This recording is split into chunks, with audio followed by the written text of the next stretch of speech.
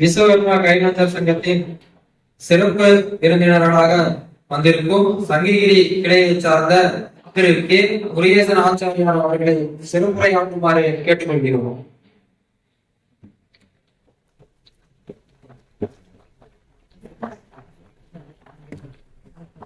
சபைக்கு வணக்கம். இந்த வேளாண் விழாவிற்கு மிகவும் சிறப்பாக செய்யப்பட்ட சங்கத்தின் தலைவர், செயலாளர், பொருளாளர் மற்றும் அனைத்து உறுப்பினர்களுக்கும் பணிவுடன் வணக்கத்தை தெரிவித்துக் கொள்கிறேன். இந்த அளவுக்கு ஒரு நல்ல முயற்சி எடுத்து நம்ம சங்கத்துக்கு மிகவும் நேர்மறையாக நல்ல முறையில் நடத்தி கொடுத்தவர்களுக்கு இந்த சங்கத்தின் பொறுப்பாளர்களுக்கு மனமார்ந்த நன்றியை தெரிவித்துக் கொள்கிறேன். சென்ற வேளாண் என்னிடம் வந்து இந்த மாதிரி சங்கம் ஆரம்பிக்கணும் அப்படின்னு சொன்னாங்க. நீங்க தமிழ்நாடு லெவலில் விஸ்வகர்மா கைவினை சங்கம் தான் இருக்கிறதே பெரிய சங்கம். நிறைய சங்கங்கள் இருக்கிறது. பட் என்னன்னா ஈகோ மாதிரி இது மிக ஒரு தலைமை கீழ் வரக்கூடிய நாங்க எல்லாரும் அனைத்து முயற்சிகளும் எடுத்துக்கிட்டு இருக்கிறோம். விஸ்வகர்மா என்றாலே மற்ற வயலுக்கு தெரிகிறது இல்லை அதிகமா. ஏன் அப்படின்னா நம்ம வந்து இந்த தொழில் பார்த்துக்கிட்டே நம்ம பார்த்துக்கணும். மற்ற வயலுக்கு ஒரு சிறப்பு எடுத்துக்காத இந்த முறையை மாற்றி தற்பொழுது நம் சமுதாய மக்கள் ஒரு விழிப்புணர்வு ஏற்படுத்தி மக்கள் வருங்கால சந்ததியிலே ஒரு கல்வி, அதாவது ஒரு சமூகம் முன்னேற வேண்டும் என்றால் அது கல்வி அவசியம். கல்வி இருந்தால்தான் அந்த சமூகம் முன்னேறும். கல்வி இல்லை என்றால் சமூகம் முன்னேறாது. அதனால தயவு செய்து வருங்கால இந்த இளைஞர்களுக்கு நாங்கள் ஒரு சிறந்த வழிகாட்டி ஆகும். கல்வியை மேம்படுத்துவோம். நாங்கள் உறுதியாக இருந்து எல்லாத்துக்கும் நம்ம சமூகத்தை மேம்படுத்த அனைத்து முயற்சியும் மேற்கொள்ள வேண்டும். அதே நேரத்தில் வந்து ஒற்றுமை வேண்டும்.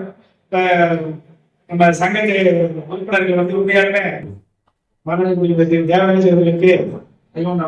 நன்றி தெரிவித்து, அதே மாதிரி ராமகிருஷ்ணன் அவர்களுக்கும் நன்றி தெரிவித்துக் கொள்கிறேன். ஜெயபால் அவர்களுக்கும் மிகவும் சிறத்தையுடன் ஆறு பேர் வந்து ஜெயபால், செந்தில்குமார், சரவணன், செல்வம் ரொம்ப துடிப்பா இருக்கிறாங்க. கொஞ்சம் வயசா இருந்தாலும் கொஞ்சம் இளமையான இருக்கிறாங்க. ஒரு 17 வயசு இருக்கிறாங்க. என்னுடைய வாழ்த்துக்கள். எல்லா வல்ல விஸ்வகர்மா அவர்களுக்கு ஒரு நீண்ட ஆயுளை கொடுத்து இச்சங்கத்தை மென்மேலும் நாமக்கல் மாவட்டத்தை வெப்படை சங்கமா அது முதன்மை முன்னோட்டமாக இருக்கும். அனைத்து சங்கங்களுக்கு ஒரு முன்னோடி சங்கமாக திகழ்ந்து என்று எல்லா வல்ல விஸ்வகர்மாவை வேண்டிக் கொள்கிறேன்.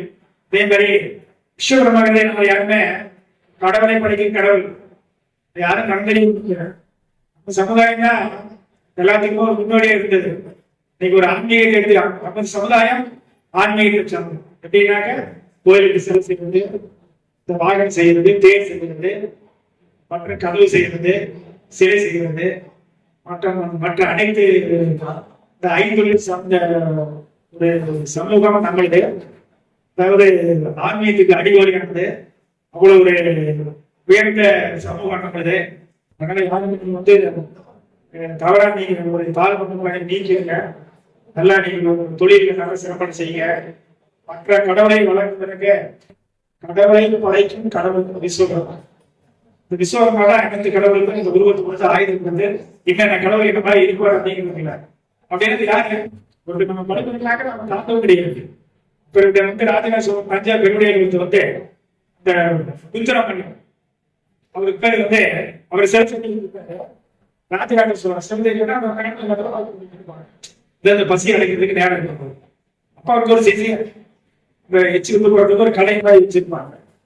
அவர் என்ன பண்றாரு, அவருடைய இயற்கை உபாதைகளை இந்த கடையை வச்சுட்டு தகுந்து வேலை போயிடுறாரு. அப்போ வந்து சிலை என்ன இருக்குன்னு சொல்லி ராஜராஜ சொன்னாங்க தஞ்சை பெருமையாக கோயிலுக்கு வராரு. அப்ப வந்து குஞ்சர மலர் பெருந்தச்சம் அவர் சிறசக்தியில் இருக்கும் போதே போது இந்த அரசன் ராஜராஜ சோழன் இருந்து கொடுக்குறாரு. கொடுத்தோடனே இவர் கையில காப்பு போட்டுப்பாங்க. அரசன் அந்த காலத்துக்கு இவ்வளவு ரஜான் பாபுவா இருக்குங்க, அவர் பைக்கு தேடி பார்க்கும்போது ராஜரசம் ஏன் என்னையா இருக்கு, ஏன் நான் நாட்டுக்கு அரசன், நீ கலைக்கு அரசன், அதனால நீ நீ தவற எடுத்துக்க வேண்டாம், எச்சத்துக்கும் சொல்லி எச்சத்துக்குவாங்க. அவ்வளவு ஒரு மரியாதை மிக்க சமூகம் நம்மளுது சரிங்களா. அதுக்கு சொல்றாரு குஞ்சரமல்ல இந்த நீ ராஜராஜ சோழன் குஞ்சர மன்னன் பெருந்தச்சன் அப்படின்னு சொல்றது சம ஒரு பட்டயத்தில் எழுதி கொடுக்க அந்த மாதிரி ஒரு சமூகம் நம்மளுக்கு. அதனால நீங்க தொழில் நம்ம இதில் எதுவும் பண்ண முடியாது. உலகத்தை படைக்குமா, உலகத்தை கருவிகள், அதாவது ஆதி முதல் அக்கறை நம்மளுதான். ஒரு மனிதன் பிறக்கும் போதுதான் ஆயுதம் வேணும், இறங்கும் போது ஆயுதம் வேணும். ஒரு குழந்தை பிறந்தா தமிழக கத்தி வேணும், இந்த கத்தி செய்யறது அம்மாளம். அதே மாதிரி ஒரு தேசம் இறந்து போயிட்டா புதைக்க போகும்போதே மாப்பிட்டி கண்பட்டி அதுக்கு நம்ம தான் தெரியுது, அப்பதான் முதல் கடைசி நாமளே. அதே மாதிரி ஒரு தேவ சபை இந்திர சபையில தேவலோகத்துல இந்திர சபை கூடுது. இந்த சபைக்கு யாரு சொல்லி கேட்கிறாங்க. இந்த தகுதி யாருக்குமே இல்லை. பிரகஸ்பதி பெரிய பெரிய ரிஷிகளா இருக்கிறாங்க, யாரும் வரலாங்கிறாங்க. ஏன்னா அந்த தகுதி அவங்களுக்கு இல்லைங்கிறாங்க. அப்புறமே அது என்னங்கிறாங்க கடைசிக்கு ஒருத்தரே விஸ்வகர்மா கூப்பிடுங்க, அதுதான் எல்லாத்தையும் அந்த பகுதி படிச்சு நல்லா புரிஞ்சுக்கிங்க. அப்ப தேவலோகத்துக்கு சபையில ஒரு சபையை ஆரம்பிக்கிறதுக்கு யாரும் தகுதி இல்லை. அந்த தகுதி விஸ்வகர்மா, தேவலோக செதுக்கி விஸ்வகர்மா. நம்ம குழந்தை நமக்கே தெரியுது இல்ல, மாதிரி அவங்க சொன்னாங்க மாதிரி நமக்கு நிறைய மலர் தொழில்களை விருத்தி பண்ணுங்க, தொழில போட்டி போடாம விட்டு கொடுங்க, அப்பதான் முன்னேற முடியும். அதே நேரத்துல பொருளாதாரம் ரொம்ப முக்கியம் வாழ்க்கையில. இந்த பொருளாதாரத்துக்கு முன்னாடி சேர்ந்தாதான் நம்ம மற்ற ஜாதிக்கு கூட நம்ம இருக்க முடியும். என்னைக்கே நம்ம வேலை காட்டணும், நம்ம சம்பளம் கிடையாது, 4 பேர் சம்பளம் கொடுக்குற மாதிரி கிடைக்கும். அந்த மாதிரி தொழில் அபிவிருத்தி பண்ணும் எல்லாமே இருக்கு. இன்னைக்கு கவர்மெண்ட் நிறைய. அதே மாதிரி இப்ப அடுத்ததாக தமிழ்நாட்டுல ஜாதி வரை கணக்கெடுப்பு வருவாங்க. இப்ப கம்மானா அதே அரசரின்னு சொல்லாதீங்க, விஸ்வகர்மான்னு சொல்லுங்க இல்லைங்களா. விஸ்வகர்மா அப்படின்னா எல்லாம் 5 உடைய அனைத்துடைய மக்களும் விஸ்வகர்மா. அதனால அந்த மாதிரி வரும்போது விஸ்வகர்மான்னு சொல்லுங்க, ஜாதி ஆச்சரியம் சொல்லுங்க. ஆச்சாரிக்கிறது நம்முடைய தொழில் சம்பந்தமான இணைப்பு இருக்கு, பிள்ளை முதலியார் அப்படிங்கிறாங்க. ஆனா தொழில் அந்த மாதிரி இருக்க கிடையாது. அதனால ஆச்சாரியமா இருந்தாலும் ஆச்சாரியம்னு சொல்றாங்க. அதாவது சுக்கராச்சாரியம் கேள்விப்பட்டிருக்கீங்க சரிங்களா. அவரும் நம்முடைய வம்சத்தாக இருக்கிற ஒரு சிறந்த ஒரு விஷயம். அவருடைய மகள் தான் தேவையான ஒரு கட்டினதான் நம்ம சூரிய பண்ணுவாங்க. அதனால காலையில் எழுந்திரிச்சோம்னா சூரிய நமஸ்காரம் நல்ல ஒரு சக்தி கிடைக்கும். சூரிய நமஸ்காரம் பண்ணாக்க சூரியன் பகவான் விஸ்வகர்மாவை பாடுவாங்க. நம்மளுடைய குலத்தொழிலுக்கும் சூரிய பகவான் ரொம்ப ஒரு ஆக்டிவிட்டி வருது. காலையில் எழுந்திரிச்சு விஸ்வகர்மா வணங்குகிறார். ஒவ்வொரு வீட்லையும் விஸ்வகர்மா படம் இருந்தாங்க.